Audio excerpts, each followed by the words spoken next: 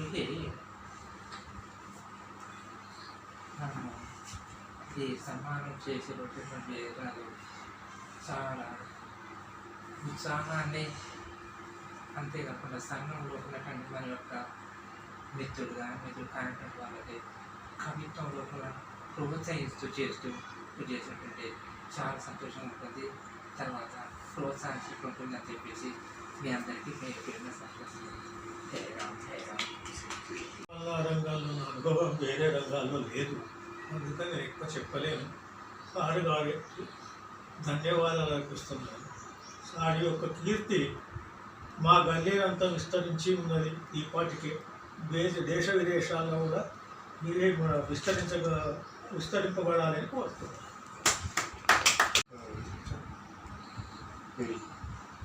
చంద్రరావు గారికి అవార్డు రావడం చాలా మంచి పరిణామము. ఇట్లాగే మంచిగా సేవ చేసిన వాళ్ళకి సన్మానం చేసినట్లయితే తెలుగు జాతికి తెలుస్తుంది.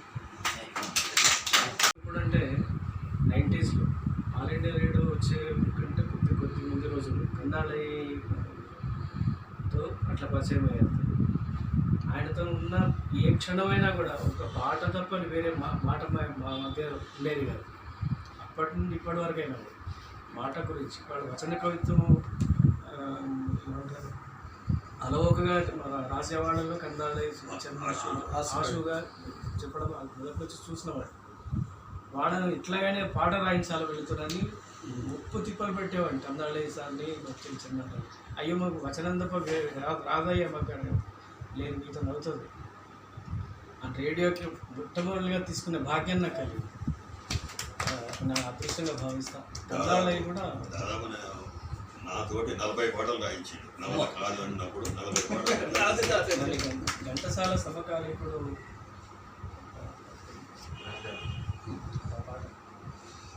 గుర్తు చేసుకున్న పాట చిత్రమయ. मुझे बड़ी खुशी हो रही है कि आज तेलुगु के अंतर्गत आदरणीय चंदनराव जी का स्वागत यहाँ पर हो रहा है। तो देर से ही दुरुस्त से ही उनकी सेवाओं को देखते हुए उन्हें जो अवार्ड दिया गया है, मैं उस संस्था का भी बहुत बहुत यहाँ से इंदौर के सभी कवियों की ओर से मैं उनका धन्यवाद देता हूँ कि उनका जो सम्मान हुआ है केवल उनका ही नहीं, और जितने भी कवि समुदाय है, जितने भी साहित्यकार हैं, जितने भी लोग उनके जो चहेते लोग हैं, उन सबका सम्मान चंदनराव जी के रूप में हुआ है। और दूसरी बात, सबको मालूम है कि चंदन क्या चीज़ है। तो चंदन नाम जो उनको रखा गया है, बहुत कम लोग होते हैं कि वो नाम के अनुरूप हुआ करते हैं। तो सभी को मालूम है कि चंदन एक ऐसा वृक्ष होता है जहाँ पर जहरीले सांप भी लपट के वहाँ पर उस चंदन का आनंद लेते हैं चंदन। तो ऐसे हमारे चंदनराव जी है, और सबको मालूम है कि चंदन का जो सुगंध होता है वो भी दूर दूर तक पहुँचता है। और चंदन का टीका लगाने से जो एक मनुष्य के व्यक्तित्व में जो उभार आता है, उसका भी एक अपने आप में अलग महत्व है। तो ऐसे जितने भी चंदन से रिलेटेड जितने भी अच्छी चीज़ें हैं, वो सब चीज़ें हमारे चंदनराव जी के उसमें, ये प्रभु की कृपा है। और मुझे मालूम है कि मैं तहे दिल से कह रहा हूँ, यहाँ पर उनका सम्मान हो रहा है इसलिए मैं नहीं कह रहा हूँ कि मैं जब से एंकरिंग फील्ड के बारे में जानना शुरू हुआ, एंकरिंग इस तरह से भी होती है, व्याख्यान इस तरह से भी होता है। अगर मैंने कुछ 2 बातें सीखी है तो चंदनराव जी से ही सीखी। मैं आज भी उनको गुरुजी के नाम से ही बुलाता हूँ। और जो मॉड्यूलेशन इंग्लिश में वर्ड है, कहाँ पर रुकना है, कहाँ से स्टार्ट होना है, कहाँ पर किस तरह की बातें करनी है, वो भी बहुत ज़रूरी है। बहुत लोगों को पता बुलाता हूँ। और जो मॉड्यूलेशन इंग्लिश में वर्ड है, कहाँ पर रुकना है, कहाँ से स्टार्ट होना है, कहाँ पर किस तरह की बातें करनी है, वो भी बहुत ज़रूरी है। बहुत लोगों को पता नहीं होता कि किस वो सभा के अनुरूप किस तरह से कहा जाए, उसका वो प्रेजेंट करेगा, चले जाएगा। मगर संदर्भ के अनुसार भी बातें आना, संदर्भ के अनुसार कविता का बनना और संदर्भ के अनुसार इंस्टेंट तुरंत वहीं के वहीं अगर शब्दावली बनाने की कोई कला है तो वो हमारे चंदन राव जी को मैंने कई बार देखा, जस्ट एक 10 मिनट में आ गए और बात करते करते कविता पेश कर दी। तो इसके पीछे एक तो उनका बहुत गहरा अध्ययन, दूसरी तरफ उनके माता पिता का आशीर्वाद और तीसरी बात माँ सरस्वती का आशीर्वाद और चौथी बात जिनको भी उन्होंने मदद की है उनकी किसी न किसी रूप में उनको दुआएं मिलना, ये सब चीज़ों का एक सभी का मिश्रित अगर कोई चीज़ बनती है तो वो हमारे चंदन राव जी। तो मैं आज तेलुगु समाख्या के हमारे आदरणीय चंद्रशेखर सर जी का भी मैं बहुत बहुत आभार व्यक्त करता हूँ कि कल पेपर में आने के बाद किस तरह से मिलकर चंदन राव जी को शुभकामनाएं देंगे मैं सोच रहा था, तो शायद फ़ोन आ गया। तो मैं फिर से उनका बहुत बहुत आभार व्यक्त करता हूँ, बहुत बहुत शुभकामनाएं भी देता हूँ और प्रभु के चरणों में, माँ शारदा के चरणों में मैं प्रार्थना करता हूँ कि उन्हें लंबी आयु मिले, उनके स्वर में और भी अच्छे अच्छे शब्द उनके कंठ से निकले, समाज का कल्याण हो और ऐसे नए जो कवि आ रहे हैं उनको भी वे प्रेरणा स्तोत्र बने, ऐसी मैं आशा करते हुए मुझे ये मौका जो दिया गया उसके लिए मैं फिर से चंद्रशेखर शर्मा जी का और उनकी टीम का मैं आभार व्यक्त करता हूँ और फिर से चंदन राव जी का भी तहे दिल से मैं शुभकामनाएँ देता हूँ। बहुत बहुत आभार। और फिर से उन्हें जो सम्मानित किया गया, उनको जो हैदराबाद में बुलाकर उनका बड़े सम्मान किया गया, मैं उस संस्था का भी मैं बहुत बहुत आभारी हूँ। जय माँ सरस्वती। चंद्रमा छन्दश्चन्दनयोर्मध्ये शीतलं సాధు సంగతి అని సంస్కృతంలో సుప్రసిద్ధమైనటువంటి శ్లోకం. చందనము లోకానికి చల్లనైనది, చందనము కంటే చంద్రుడు చల్లనైనవాడు. ఈ చందనము చంద్రుడి మధ్య వీటికంటే గొప్పది ఏదనంటే సాధు సంగతి, సజ్జనుల యొక్క సమాగమం అనేటువంటిది ఇంకా చల్లనైనది. ఈ సందర్భంలో ఆ శ్లోకాన్ని ఉటంకిస్తూ అక్కడ సినారే నుంచి ఇక్కడ శ్రీధర్రావు వరకు నచ్చిన మెచ్చిన వ్యక్తి చంద్రరావు గారు. వాళ్ళిద్దరు ఒకరికి నచ్చిండ్రు, ఒకరికి మెచ్చిండ్రు, ఒకరికి నచ్చిండ్రు అని అంటే యావత్ తెలుగు సమాజానికి నచ్చినట్టే మెచ్చినట్టే భావన. అందుకే ఈ అవార్డు. నిన్న అవార్డు పుచ్చుకోగానే వెంటనే చెప్పిన ఇదొక ఇంతకుముందు సభా కేసరి, సభా సామ్రాట్, కొన్ని అలంకారాలలో మరొక అలంకారం, ఇంకొంచెం పెద్ద అలంకారం చేరింది. కానీ ఇది ఇంకా సర్వాలంకారం కాదు, ఇంకా సర్వాలంకారాలు ఇంకా చాలా రావాల్సినటువంటి ఉన్నవి అని చెప్పేసి వారికి నేను అభినందన తెలిపిన. ఇక వీరి గురించి నేను డైట్లో ఉన్నప్పుడు వీరి మనస్తత్వాన్ని ఆవిష్కరిస్తూ చెప్పిన ఒకే ఒక పద్యం. అప్పుడు మేమిద్దరం ఉన్నాం. ఇది చెప్పినప్పుడు మీ ఇద్దరం తప్ప ఎవరు లేరు ఇక్కడ ఉన్నవాళ్ళు. మేము సార్ తోటి 10 సంవత్సరాలు పనిచేసిన కాలేజీలో, ఒకటే కాలేజీలో పనిచేసింది. కానీ విచిత్రం ఏంటంటే ఇద్దరం ఇంత సాహిత్యం ఉన్నా కానీ ఒక్కనాడు కూడా రమ్మంటే రాకపోతున్నాడు క్లాసు. నేను ఫైళ్ళు తప్పలేదు, వాళ్ళకి రాను, లైఫ్లోకి రాను పిల్లల లైఫ్లో. మంచికి మారు పేరు పనిమంతుడు చక్కని వ్రాతకాడును. మంచికి మారు పేరు పనిమంతుడు చక్కని వ్రాతకాడును. కించిదసూయలేదు పరికించుచు వృత్తిని దైవమంచు భావించుచు అన్ని వేళల కవిత్వ రస వృత్తిని దైవమంచు భావించుచు అన్ని వేళల కవిత్వ రసామృత మధ్య సౌహృదిం పంచి అలంకరించు కవి బంధువు చందనరాయడేయనం. ఇలా అతని యావత్ అంటే ఎక్స్రే ఒక పద్యంలో అతని యావత్ అతని ఏమిటి అతడు ఇన్నర్ మ్యాన్ మన చంద్రరావు గారి ఇన్నర్ మ్యాన్ని తెలుగుకు వెలుగులు పంచే సులలిత పదబంధురమ్ము సూక్తులు వెలయన్ పలికెడు పలుకులలో పలు వెలువలు చెలి పలు విలువలు చెలి పలుకులట్లు విందులు నర్చున్. మాట్లాడితే చాలు అన్నోడు కూడా తీసి కూర్చుంటాడు. చెలి పలుకుల్లాగా కావ్యం వెంటనే చెలి పలుకులు అంటారు.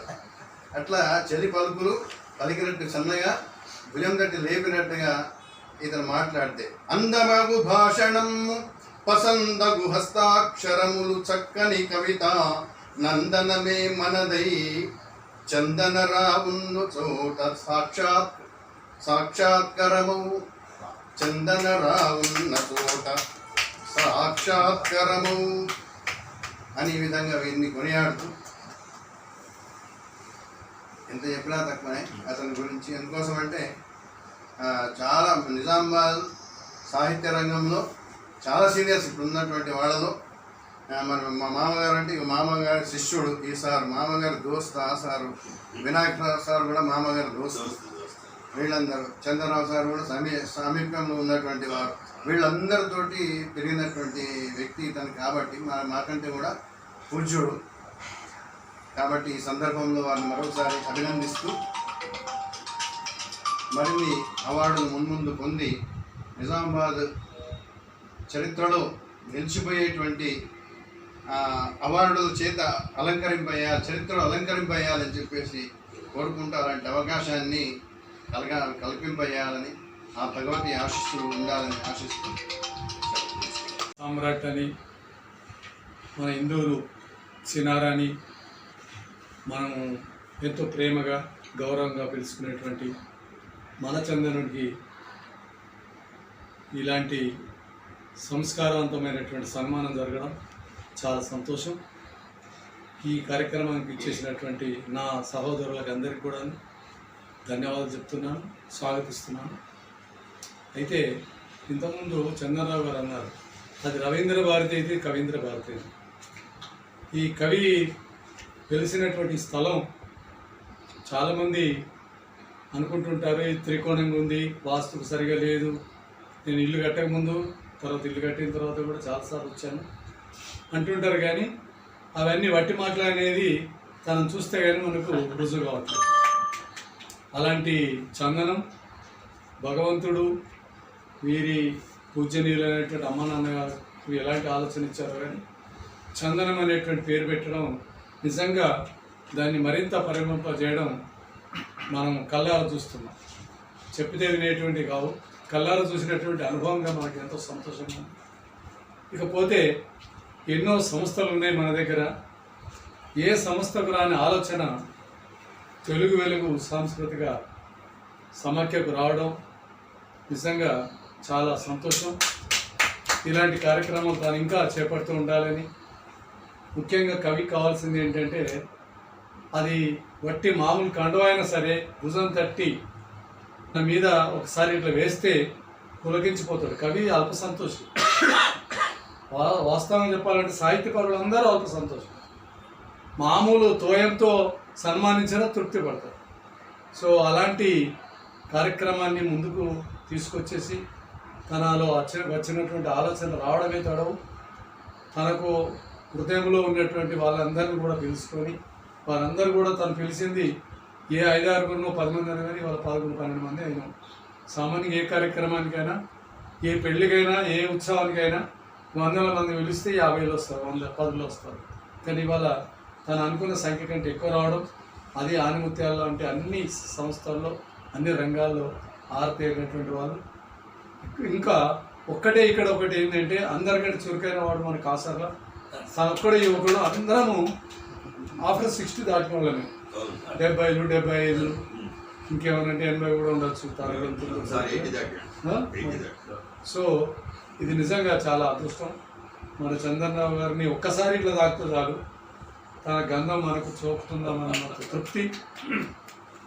అలాంటి గొప్పవాడిని అలాంటి ఆలోచన పరమైనటువంటి వ్యక్తిని మనం ఇవాళ సన్మానం చేసుకోవడం మనకు నిజంగా అదృష్టంగా భావిస్తూ వారికి మరొకసారి ఇలాంటి పురస్కారాలు స్టేట్ లెవెల్లో, కంట్రీ లెవెల్లో, జాతీయ లెవెల్లో కూడా మంచి పురస్కారాలు రావాలని ఆశిస్తూ, కోరుకుంటూ, అభిలాషిస్తూ నేను వీరికి మరొకసారి ధన్యవాదాలు తెలుపుతున్నాను. Thank you sir. అలా అయిపోయారనమాట. ఇక దారం గంగాధర్ గారు వెళ్ళి ప్రతి ఒక్క కార్యక్రమాన్ని నిర్వహించాలనేటువంటి తపన అనమాట. అది రాత్రి అనిపించింది నాకు. మరి మన మిత్రుడు, సన్నిహితుడు, హితుడు ఇంత గొప్పగా ఉన్నప్పుడు, అక్కడ రవీంద్ర భారతిలో ఆయన అవార్డు తీసుకున్నప్పుడు మన వంతు, మన ధర్మం ఏంటంటే అతన్ని మనము అంత గొప్పగా అనుకున్నప్పుడు మనం ఏదో ఒకటి చేయాలి. చేస్తే కానీ నాకు తృప్తి ఉండదు అనిపించింది.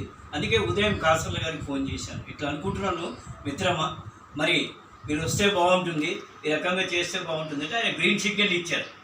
సరే చేసేయండి గురువుగారు, దాని ఏముంది, మీరు అనుకుంటే అది అయిపోతుంది అని. కానీ ఎవరిని పిలవాలనేటువంటి ఒక సందేహం వచ్చింది. కానీ నాకేమనిపించిందంటే కొంతమందిని పిలిస్తే ఇంతకుముందు మిత్రులు అన్నట్టు 100 మందిని పిలిచినాం. కాబట్టి అట్లా అనిపించి నాకు ఏం చేశానంటే ఈ రకమైనటువంటి వాళ్ళని పిలవడం జరిగింది. సామాన్యంగా ఏంటంటే 100 మందిని పిలుస్తుంటాను నేను ఏదో కార్యక్రమాలు అవి ఇవి అని చెప్పేసి. అయినప్పటికీ కూడా ఈ కార్యక్రమంలో ముఖ్యంగా నేను చందన్రావు గారికి సన్మానం అనేటువంటిది వద్దన్నారు ఆయన. ఏం పెడతాం మిత్రం, అది అది కాదు, మా వాళ్ళని మేము సన్మానించుకోవటం, మా వాళ్ళని మేము గుర్తు చేసుకోవటం అనేటువంటిది మన బాధ్యత, మన పద్ధతి అని చెప్పేసి అనుకున్నాము. అలాగే అశోక్ గారికి ఫోన్ చేశాను, మన సుబేదార్ గారికి, దారం గంగాధర్ గారికి, అందరికి కూడా ఫోన్లు చేసి రండి అంటే వారు వచ్చారు. చాలా సంతోషం, నేను ఎక్స్పెక్ట్ చేయలేదు. కానీ వాళ్ళందరూ కూడా మన మీద ఉన్న అభిమానం కానీ, సాహిత్యం మీద అభిమానం కానీ, కవుల మీద ఉన్న అభిమానం కానీ, కళాకారుల మీద ఉన్న అభిమానం కానీ, వాళ్ళు ఈరోజు ఇక్కడ రవీంద్ర భారతి కంటే గొప్పగా, అంటే అన్ని రకాలైనటువంటి రంగాలకు చెందిన వాళ్ళు ఈరోజు ఇక్కడ సమావేశమై మన మిత్రుని అభినందించడానికి రావటం అనేది నాకు చాలా సంతోషంగా ఉంది. ముఖ్యంగా ఇంకొక మాట గుర్తు చేస్తాను. 1986లో మొట్టమొదటిసారిగా ఆర్ఆర్ థియేటర్లో సైబా పరంధాములు, బిపి చందన్రావు, కందాళాయి రాఘవాచారి, గర్సకుర్తి రాజేందర్, మన శిల్పి రఘు, వీరందరినీ కూడా మొట్టమొదట నిజామాబాద్లో సన్మానం చేసినటువంటి ఆ కార్యక్రమం అనేది ఇప్పటికి కూడా అందరూ గుర్తు చేస్తుంటారు. అది మన గర్వకారణం. ఇప్పటికి కూడా స్టార్టింగ్లోనే చేశాం. ఇంత గొప్పవాళ్ళైతే ఊహించలేదు, కానీ అంత గొప్పవాళ్ళు అయ్యారు. కాబట్టి ఇవన్నీ కూడా చూస్తే ఏమనిపిస్తుందంటే మన నిజామాబాద్ ఎవరు అన్నారు, కవి అన్నారు, అది సరిగ్గా తెలియదు నాకు. నిజామాబాద్ జిల్లా కవుల కార్ఖానా అన్నారు, అది ఎవరన్నాడు తెలియదు నాకు.